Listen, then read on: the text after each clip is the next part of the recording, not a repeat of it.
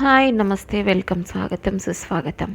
నేను అమ్మమ్మ ముద్దుల మనవరాలు, నాన్నకి పెద్దమ్మాయి, మామయ్యకి లావు, ఫ్రెండ్స్కి లావులి, టోటల్గా మీ లావణ్య శ్రీపతి మీ ముందుకు వచ్చేసింది అమ్మమ్మ కబుర్లు టాపిక్తో. ఇంకా నిన్న బట్టల సంగతి మాట్లాడమే సరిపోయినట్టుంది. అలాగే ఇక అంట్లు తోమడం అండి. ఇప్పుడంటే పని వాళ్ళు తోమేస్తున్నారు. అలాగే ఇల్లు తుడిచేటప్పుడు కూడా ఒకప్పుడు కడుక్కునేవాళ్ళు, ఇప్పుడు తుడుస్తున్నా కూడా ఒకప్పుడు గదికి ఒక బకెట్, కనీసం ఒక అర బకెట్ నీళ్ళల్లో ఈ లైజాల్ కావచ్చు, డెటాల్ కావచ్చు ఏదన్నా వేసేసి ఒక మూత తుడిచేసి పారబోసి, లేదా ఒక బకెట్ 2 గదులకి తుడిచి ఆ తర్వాత మళ్ళీ పట్టుకునేవాళ్ళు. ఇప్పుడు ఒక గదితోనే త్రిబుల్ బెడ్రూమ్ అయినా, పెద్ద హాల్ ఉన్నా, డబుల్ బెడ్రూమ్ అయినా ఇల్లు మొత్తం అర బకెట్ నీళ్ళతో తుడిచేస్తున్నారు. ఏం చెప్తాంలేండి. అయితే ఏంటంటే ఈ అంట్లు తొలిచేటప్పుడు తోమేసిన తర్వాత ఇప్పట్లాగా విమ్ సబ్బులు అవి లేవు కదండి. పొయ్యిలు, హోటల్స్లో పొయ్యిల్లో కూడా ఈ ఊక అది ఉండేది, బాగా మసి వచ్చేసిన ఊక అట్లాగా హోటల్స్లో. అక్కడి నుంచి కొనుక్కునేవాళ్ళు. అదేమంటారంటే నూక పొట్టు బూడిద కొనుక్కునేవాళ్ళు. అది ఎంత అండి, ఒక అప్పట్లో అయితే రూపాయి ఉండేది బస్తా. సో అది కొనుక్కొని అందులో కొంచెం సర్ఫ్ కలుపుకొని వాడుకునేవాళ్ళు. బాగా మసి పట్టేసిన వాటిని ఇటుక రాయి పొడితోనో లేకపోతే కనుక ఇసుకతోనో ఇట్లా ఏదో రకరకాలుగా తోమేవాళ్ళు అనమాట. ఏమైనా ఫైనల్గా ఈ ఆవు దీంతోనే, ఆవు పిడకలు చూర్ణము పొయ్యిలో బూడిదతోనే ఎక్కువగా అంట్లు తోముకునేవాళ్ళు. చక్కగా పోయేవి కూడా. అయితే నాకు ఫస్ట్ నుంచి కూడా ఈ అంట్లు తోముతూ ఉంటే నాకు ఎప్పుడూ సెట్ అయ్యేది కాదు. అంటే నాకు చెప్తున్నాగా సుకుమారంగా పెరిగాను బేసిక్గా చెప్పాలంటే. తోమడం బాగానే తోముతాను, కానీ ఎక్కువ రోజులు కంటిన్యూగా తోమలేను.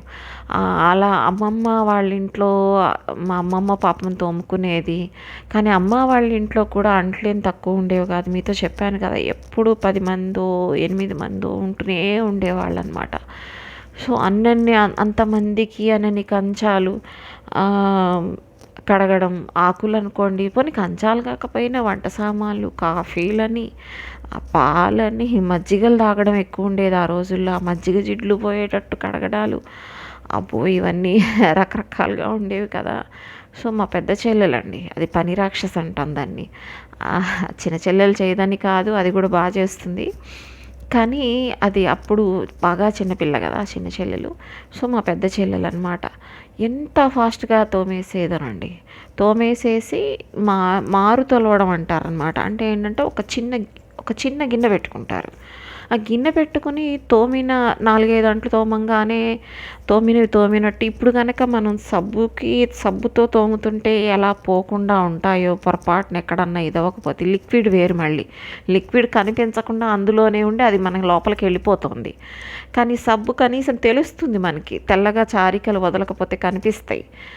అదేంటి స్టైల్గా ఈ రోజుల్లో పేపర్ నాప్కిన్లతో తుడిచేసి పెట్టేస్తున్నారు మళ్ళీ కడగకుండా. ఇంకేం చెప్తానులేండి. అప్పుడు కూడా బూడిదతో తోమినా కూడా అలాగే చారికలు కనిపిస్తాయి. అందుకని ఏంటంటే 2-3 గిన్నెలు తోమంగానే ఒక చిన్న గిన్నె పెట్టేసుకుని నీళ్లు మళ్ళీ అందులోనే పడతాయి అన్నమాట, ఆ గిన్నెలోనే పడతాయి. ఎంత చిన్న గిన్నె కొంచెం ఓ మాదిరి గిన్నె పెట్టుకుంటారనమాట. మామూలు బకెట్, కడిగే బకెట్ కాకుండా కొన్ని నీళ్ళు ఒక చిన్న గిన్నెలో పెట్టుకుని అందులోనే పడేటట్టు ఈ బూడిదంతా ఒకసారి కడిగేసేసి పక్కన పెట్టేస్తారంటే ఎండిపోకుండా. లేకపోతే కడగడం చాలా కష్టమవుతుంది, చాలా నీళ్ళు కూడా పడతాయి.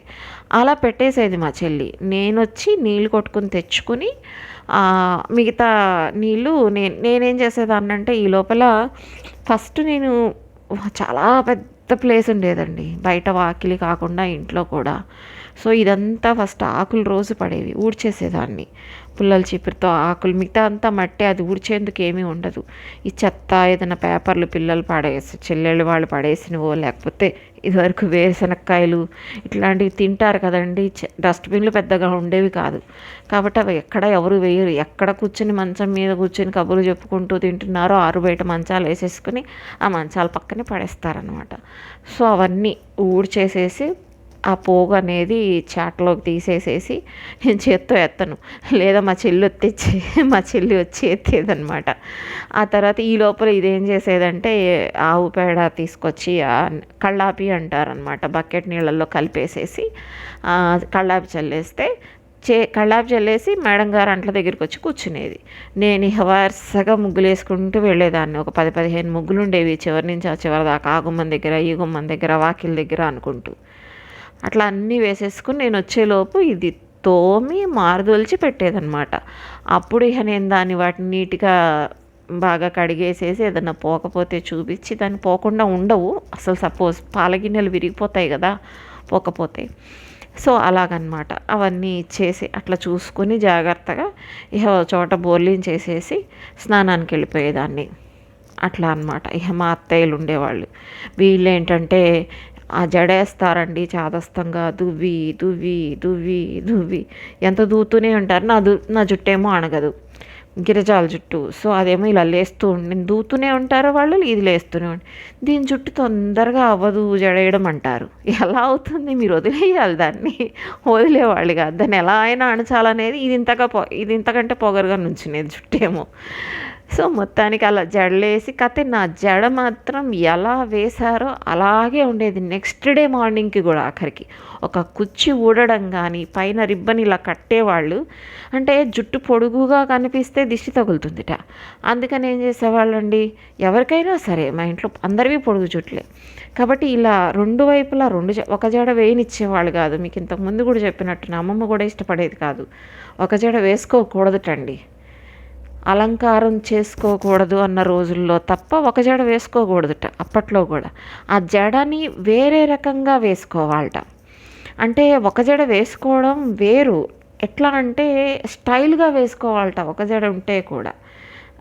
అంటే ఏమని చెప్పాలి మీకు, ముడిలాగాను, లేకపోతే పైన ముడి పెట్టి కింద కొంచెం జడ ఇట్లా వదిలేసేటట్టుగాను, లేకపోతే ఆ ఒక్క జడ కొంచెం జుట్టు ఇలా కిందకు వదిలేసి దాన్ని 2-3 జడలుగా ఇలా పైకి కట్టడము, ఇట్లా రకరకాలుగా వేసుకోవాలి తప్ప అది మంచిదిట. బాధల్లో ఉన్నవాళ్ళు, కష్టాల్లో ఉండేవాళ్ళు, తర్వాత మనకి జీవితం అనవసరం అనుకునేవాళ్ళు, ఈ రకంగా అంటే కొంచెం నిజం చెప్పాలంటే, కరెక్ట్గా చెప్పాలంటే బాధలో ఉన్నవాళ్ళు ఫస్ట్ థింగ్ అనమాట. ఇంట్రెస్ట్ లేకుండా ఉండేవాళ్ళు వీళ్ళు మాత్రమే ఒక జడ వేసుకోవాలట. ఎందుకంటే మీరు కావాలంటే రామాయణం సుందరకాండలో చూస్తే ఏకవేణితో ఉన్న సీతాదేవిని చూశాడు ఆంజనేయ స్వామి అని వస్తుంది. 2-3 సార్లు సుందరకాండలో సీతమ్మ వారి జడ గురించి వస్తుంది. ఏకవేణి అంటే ఒక్క జడ. అప్పుడు ఆవిడ కష్టాల్లో ఉంది కాబట్టి జుట్టుకి సింగారం లేకుండా ఒక్క జడతో ఉన్నది ఆవిడ అని అర్థం అన్నమాట.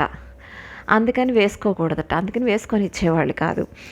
అందుకని ఏంటంటే ఈ రకరకాల జడలు మామూలుగా అయితే అమ్మ వేసేది, మీకు ఇంతకుముందు చెప్పాను.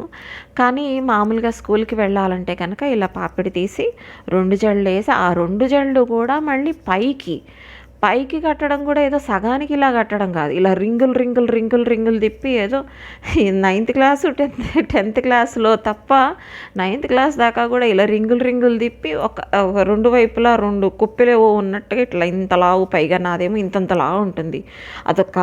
ఒక రకమైన తిక్కగా ఉండేదన్నమాట. అట్లా ఉంటుంటాయి ఆ జడలు, అలా కట్టి పెట్టేవాళ్ళు. పోట్లాడుతున్నాను, గోల్ చేస్తున్నానని మా అమ్మ మాత్రం, మా అత్తయ్య లేకపోతే ఊరికే పైకి ఇలా వేసి కట్టేది. 10th క్లాస్లో, ఇంటర్లో కూడా నాకు అంతే, అలాగే కట్టుకోవడం. ఒకవేళ ఒక జడ వేసుకుంటే అది ఇట్లాగా నాగరం జడని, అంటే జుట్టు ఆరడానికి బాగుంటుందని అట్లా వేసుకోవాలి. అంతే తప్ప సింపుల్గా వేసేసుకుని వెళ్ళకూడదుట, అదొక లెక్క. ఇంకా అందుకని చెప్పేసి ఆ జడలు వేసేవాళ్ళు. ఈ మధ్యలో ఏంటంటేనండి, మాకు ఈ పనులన్నీ ఎన్నింటికి అయ్యావనుకున్నారు, 5 కల్లా అయిపోయేవి.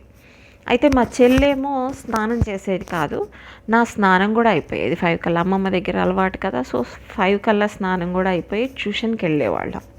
ట్యూషన్కి వెళ్ళి 8కి వచ్చేవాళ్ళం.